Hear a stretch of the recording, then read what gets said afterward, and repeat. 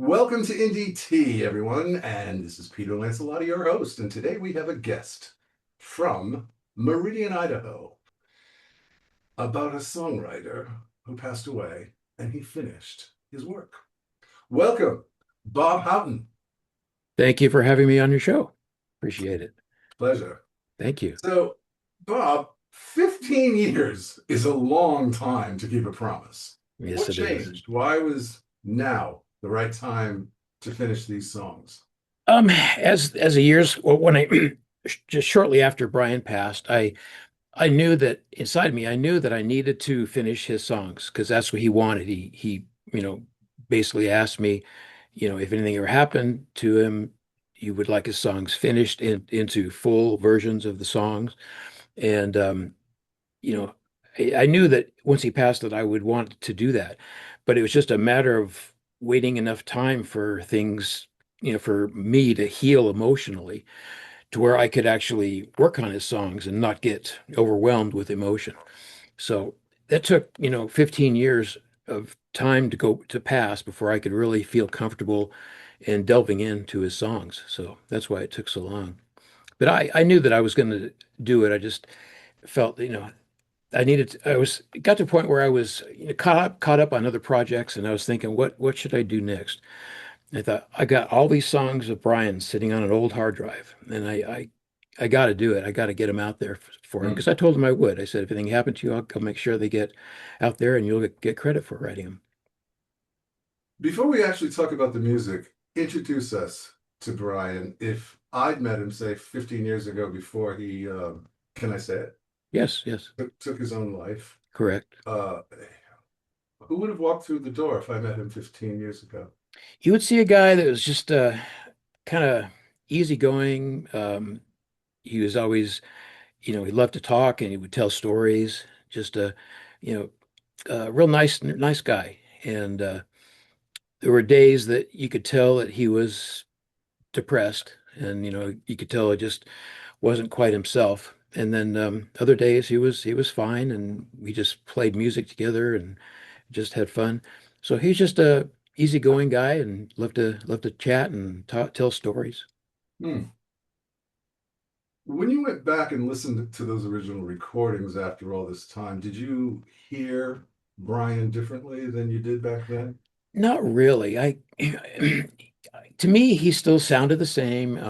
I still brought back the memories of when we sat down and recorded the songs together. So it was pretty much like reopening a book, just starting another chapter. Even though I knew in the back of my mind that he's no longer around, but I knew that it's something I really wanted to do, and I didn't really hear much difference, and just like it's going back in time. Okay. You once described, well, I was reading and you once described this as collaborating with a ghost. Mhm. How do you make creative decisions when the person you're creating with isn't answering you back, or did he? That was a tough one. It was literally like collaborating with a ghost because I knew, I had a real good idea how he wanted his songs to sound, but it was tough not knowing for sure, when I would complete a song or even during the process of recording the song and working on different parts of it, I would just kind of feel like, is this what Brian would want? I don't know for sure. A couple of times I would say, Brian, help me out here. I need to, I need something to go on here. And it just a matter of, keep working on the song and trying different things until I got to a point where I felt comfortable with the song that I felt that if I had called Brian up and said, hey, Brian, I've been working on your song. This is what I've come up with. Tell me what you think, and play it for him. And in my mind, I would think that he would say, that sounds really good, Bob. I think you did a good job. Oh, that was going to be one of my questions, but you just answered it. Was there any doubt in your mind that Brian's name would remain on the song as the songwriter and the artist of the songs themselves, or did you actually do all of the? You said there were 9 out of 12, right? Yeah, I chose actually 9 out of 20. I Oh, had 20. 20 songs. I chose 9 songs to work on, and they were, I guess, the 9 songs that I really liked of his. So I chose those 9 songs instead of, just trying to s- fit 20 songs into an album. I thought, well, I'll just do 9 songs that I know for sure that he would want to have out there for the world to hear. Um, the reason he said to me one day, I said, Brian, if anything ever happened to you, what would you want me to do with your songs? And he says, Bob, I just want you to do whatever you want with them. So I'd like to have them turned into full songs and get them out there for people to hear, just as long as I get credit for writing them. As those are almost his Okay, exact words to me. I said, okay, that's a fair deal. So I wanted to make sure that no matter what, he got credit for writing the songs. that is awesome.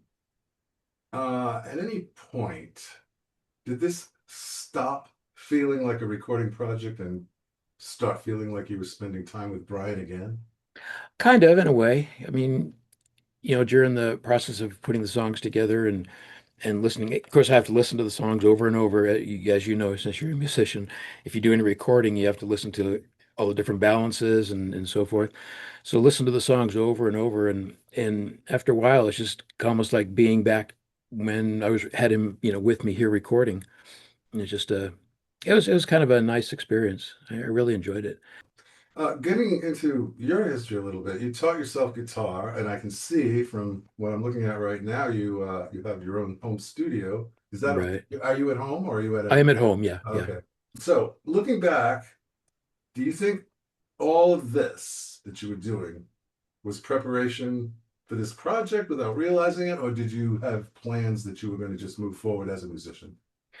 I think sure that over the years, with working on other projects with other musicians and so forth, I'm sure that did help prepare me for to get this album the way I think it should sound. I wanted it to sound as good as I could get it with the equipment that I have and the knowledge that I have of writing songs. I wanted it to be as good as I could get it so that, you know, he would be proud of it, basically. If he had heard the album, he would be proud of it. And I think I did a pretty good job. But yeah, over the years, I mean, I started out as a bass player, started out playing bass. And the way I got into that was I went to a friend's house to listen to their jam session, and the guy that was playing bass and singing lead vocals was having a hard time, you know, coordinating the bass and the vocals. So I was just sitting there, and he goes, "Hey Bob, have you ever played bass or anything?" I said, "No, I've never even picked up a guitar or a bass or anything." And he says, "Well, let me show you some simple notes here and see if you can do it." So he showed me a few notes on the bass, and I did it okay. And we played the song and played a couple more songs.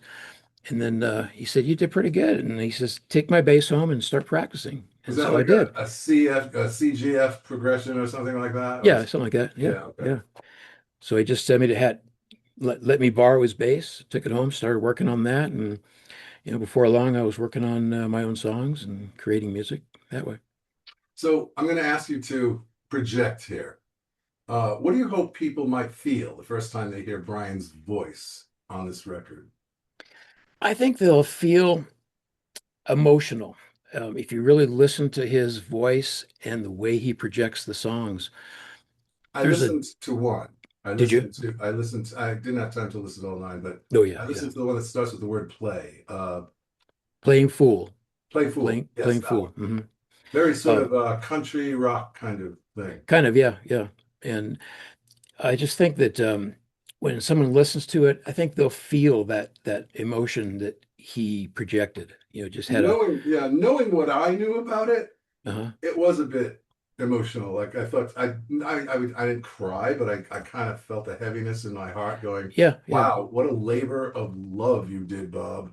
Thank you, That's thank you. huge. That is Yeah. huge." Yeah, we started out, or I started out with just his vocal and acoustic guitar. When we did the recordings, he would just get set up like a live, set up. I'd have a microphone for his voice. I'd mic or plug in the guitar and record that directly.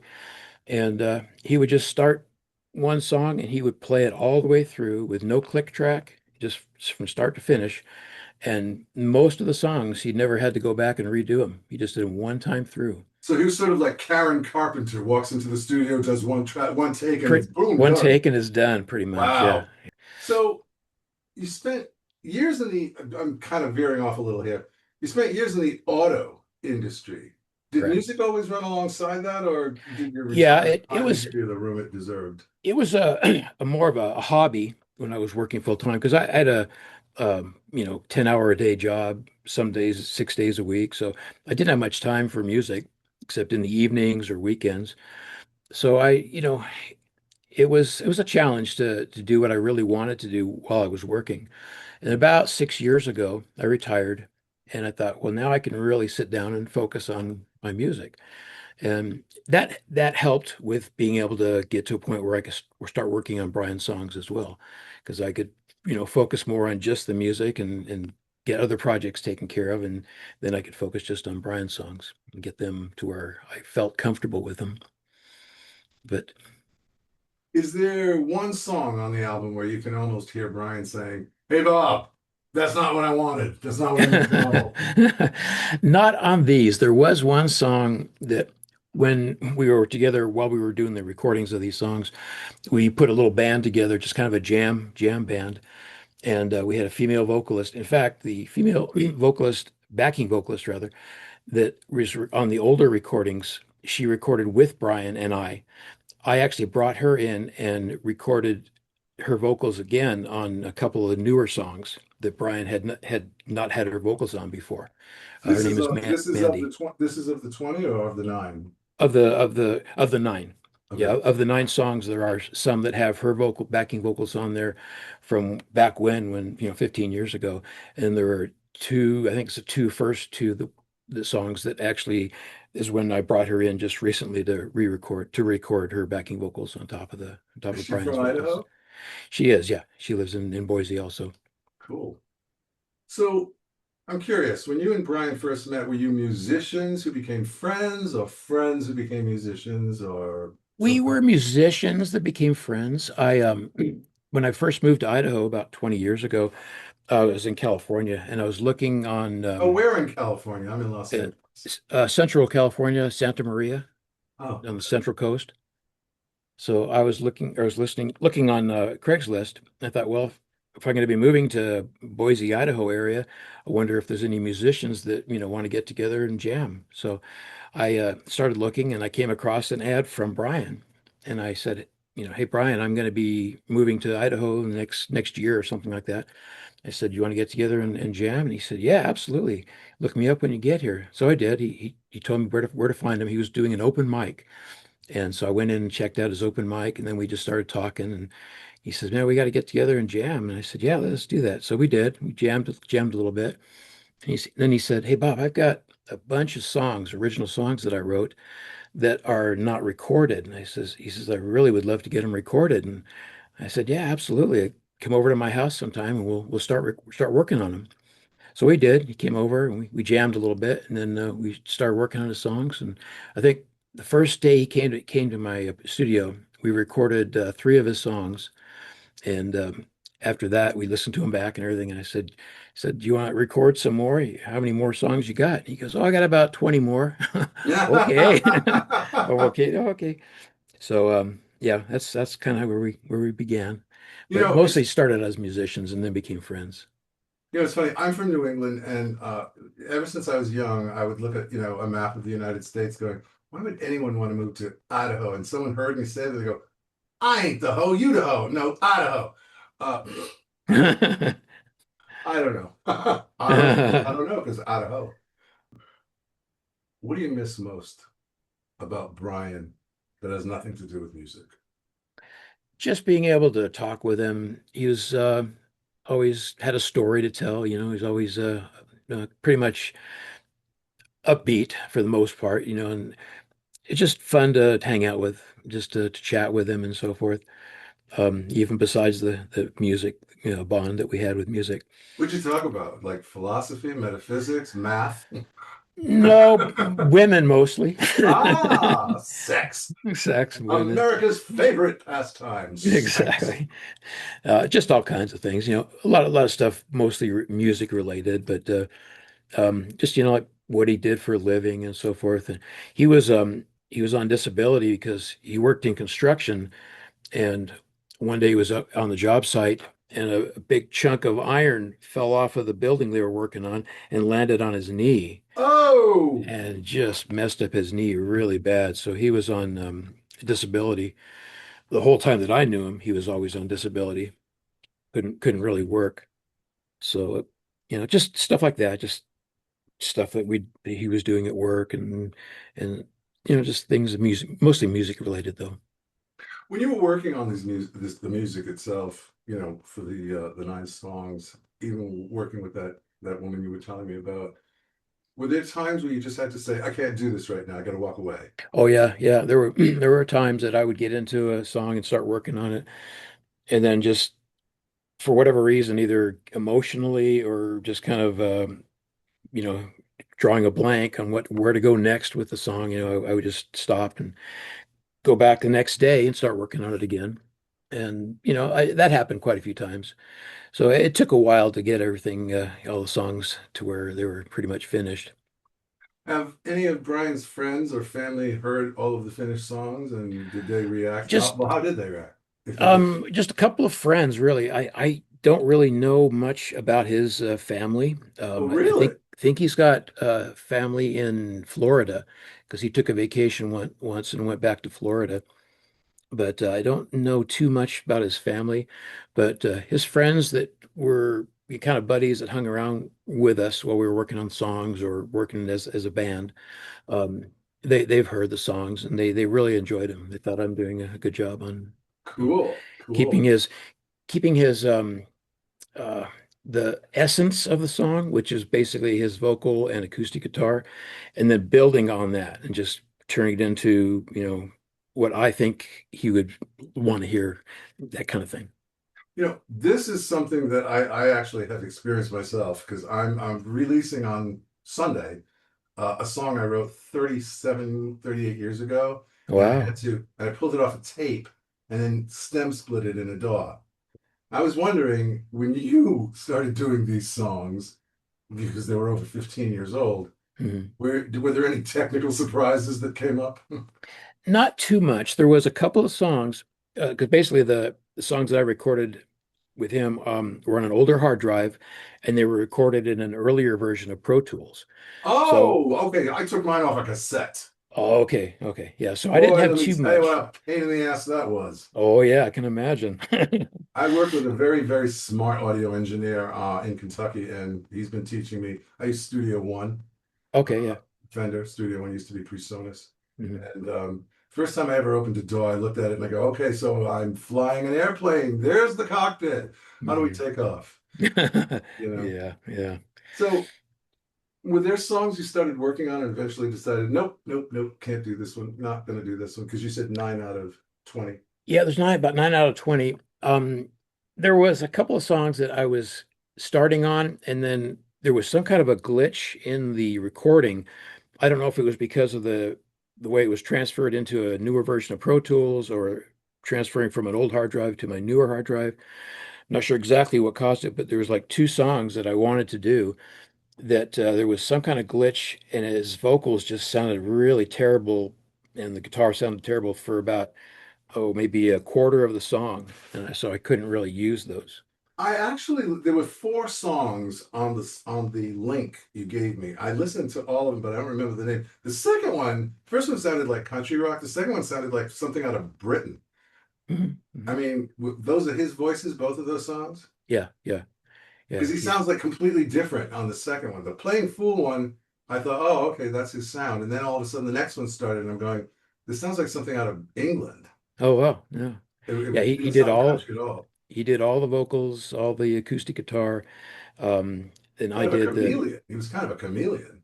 yeah. Oh yeah, yeah, Okay. yeah. He was pretty amazing songwriter. Um, but I recorded the drums, the bass, the electric guitar parts, the leads, hand percussion. I had to figure out, each song was different, and each song pretty much took on a life of its own after I started working on it. And I had to figure out, do I want full drums in these songs, or do I want just a hand percussion, or what do I want? Some of the songs have full drums, some just have hand percussion, some have kind of a hybrid of hand percussion and like a kick, snare, hi-hat kind of thing. Were you using So any kind of MIDI drums or just yeah, those are all MIDI drums. okay? Yeah, I recorded all the drums with a MIDI keyboard. So I know this is and if this is too much of a question that you don't want to answer, just tell me to move on. Mental health, suicide. These are difficult subjects, and I've had guests on the show who are very huge advocates of helping others in that regard. In fact, I just released a short for NDT Demos to Discovery with a gentleman in England. His name is Stephen Anderson, and he's with Burlos Band. And he has worked a lot with people who have gone through trauma because he himself went through trauma, not suicide, but mhm. mental health and disabilities of that sort. Yeah, I'm actually Facebook friends with him. Oh, are you? Yeah, yeah. I follow Steven. his. Oh, Yeah, okay. Well, yeah. I then follow you his. did you see the promo I just released 2 days ago with him? I don't think I did. No. Oh, he's his. I didn't know his wife was sitting right next to him because he joked about his wife sitting next to him during recording, and I said, "Well, I said I guess something about I don't even remember exactly what I said, but I said, well, I guess she's going to see this recording." He goes, "Oh no, she's sitting right over there." And I go, "Oh, hello, wife." Yeah, yeah. It's on a promo. I just released it 2 days ago. I'll have to Yeah, check Stephen that and I out. are good friends. I really like Stephen. Yeah, that's just Um, great. so on the subject of mental health and suicide, did you ever hesitate about how openly you wanted to talk about Brian's passing? No, not really. I mean, it's one of those things. It, it happens and it's very tragic. And I think, people need to realize that there are people that care and there are people out there that can help, and institutions that can help.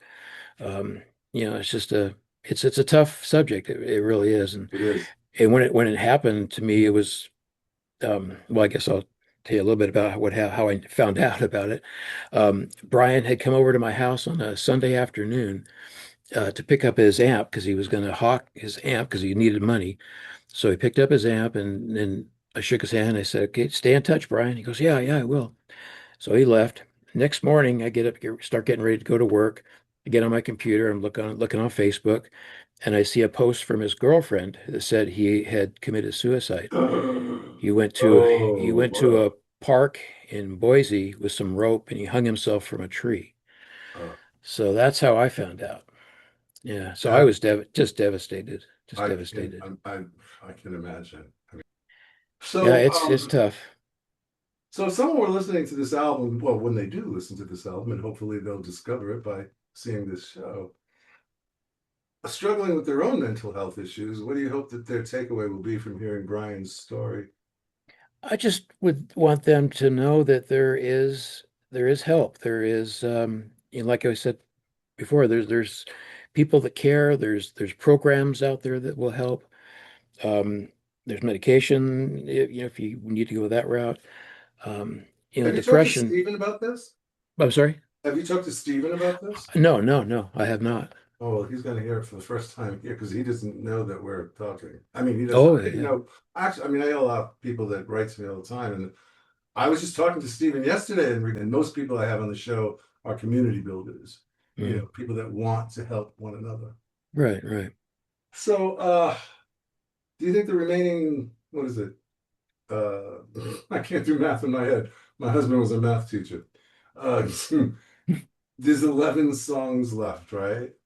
There is, and I do plan to put together a second album, Oh, probably in the same name, the Houghton Curry Project. And whatever songs, I mean, there are probably going to be some songs that are compromised because I know there's two for sure. So mhm. I may not be able to get all, you know, 20 total songs, but I'll get as many as I can onto a second album. But I just felt it was important to get these songs out there once I got, got to the point of being having 9 songs completed. I just thought it'd be a good idea to just get it out there and then I could start working on the other songs and create a second album.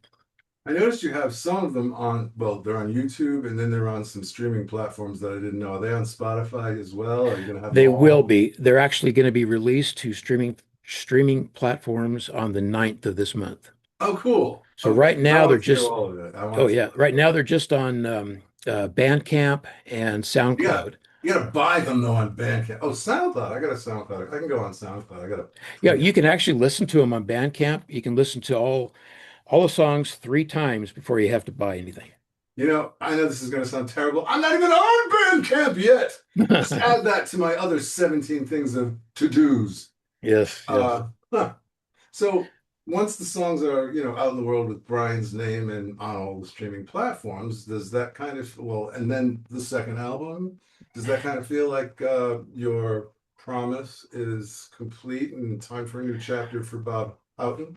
Pretty much. I mean, I just feel once I got finished with all these songs and I felt like they were good enough to send out to the world or whatever, um, I felt kind of weight lifted off my shoulders because this is a project that I've been wanting to get done for a long time, 15 years.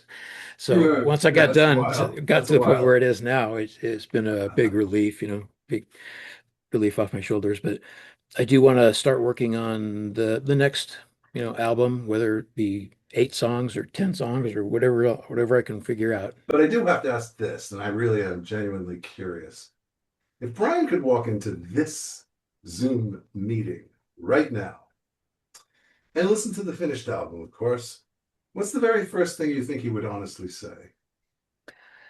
I think he would say that I did a good job on the album. I think he would say that I captured the essence of what he was trying to go for.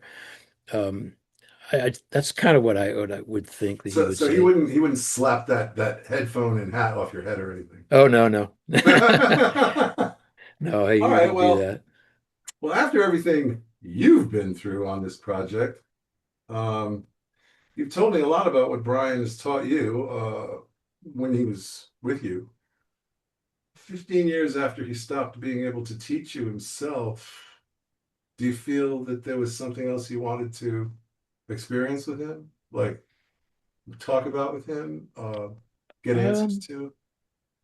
that's hard to say. I mean, I can't really think of anything, right off the top of my head.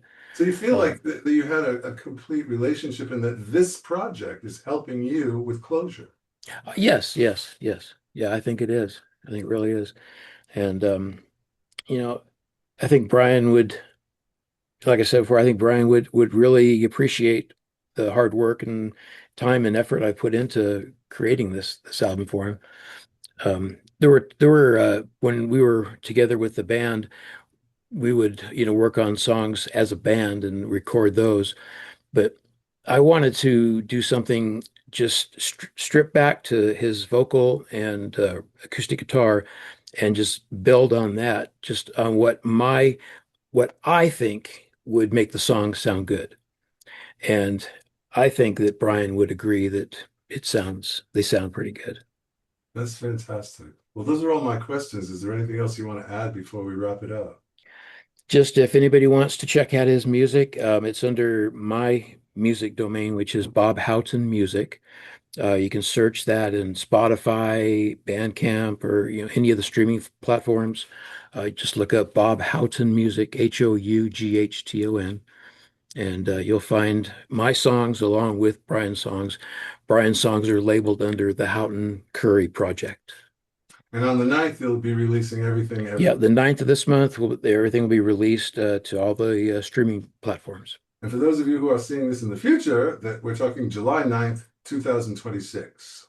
Correct. Correct. Bob, I want to thank you very much for being here with me today on NDT Demos to Discovery. That was very brave of you to talk about this. Thank you. My pleasure. My pleasure. I appreciate you having me on your show. The song that you're hearing right now, fading in, is Lost Along the Way. This is Bob Houghton and Brian Curry. Thank you all, and we'll see you on the next episode of NDT Demos to Discovery with me, Peter Lancellotti. Another lifetime I'll be by your side. Just take a step into